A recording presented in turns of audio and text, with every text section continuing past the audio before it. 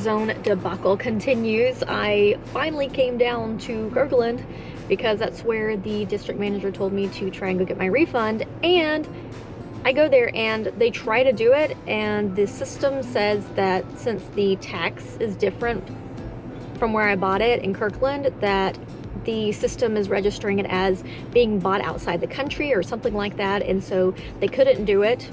I was like, well, I don't know. This is where she specifically told me to go. So I reached out to her. She said she was in a meeting, she'd get back to me. So I waited at the coffee shop that I was working from because I don't want to try to make another trip down here. And I waited for 3 or 4 hours and I never heard back from her about everything. She said she was going to look into it. So not really sure. I mean, I don't want to go back to the location I originally had went to because I don't even trust that they're going to actually do it, because they tried to scam me, and then when they said they refunded me, they actually didn't. So how is this going to be any different? What if they say they refund and then they don't again? Like, it's been a month. It's time for me to get my money back. It's a little ridiculous. So hopefully this week I can have my $209 back, which they took from me on December 12th. And it is now like late into January.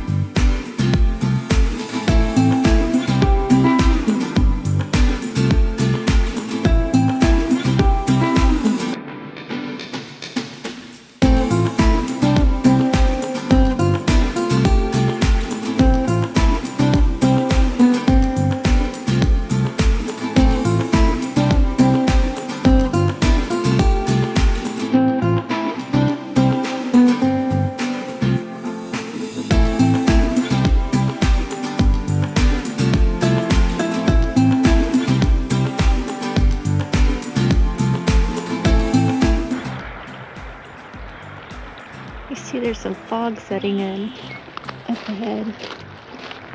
I love it, it's just beautiful.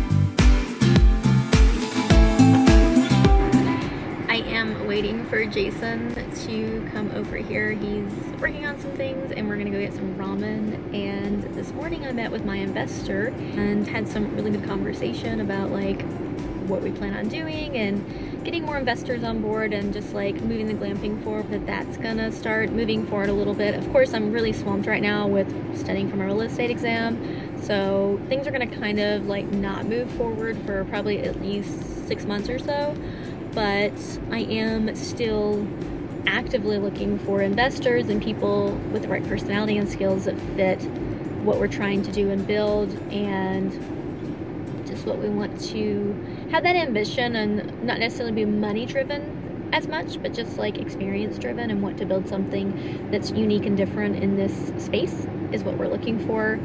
But my investor is totally on board with all of my ideas and creativity, and that's why he likes associating and like talking with me and stuff like that, because he sees my passion for these types of things.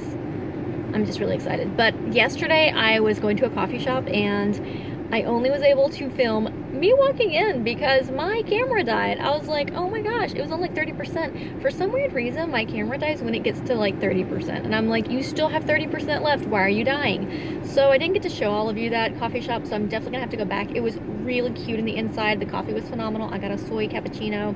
And afterwards, I went to Juanita Beach area and I was looking for this rogue mandarin duck. So apparently there is a mandarin duck who got loose or something or ran away, and he's been living his best life in Lake Washington in the Kirkland area.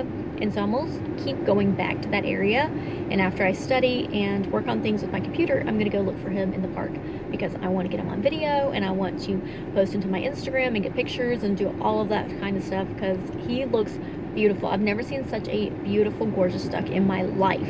So I'm just kind of quirky in that sense. I like to find little things like that, and those types of things just bring me so much joy and happiness when I run across something like that. So hopefully I can document that for you guys and y'all can see this really cool mandarin duck who's living his best life in Washington.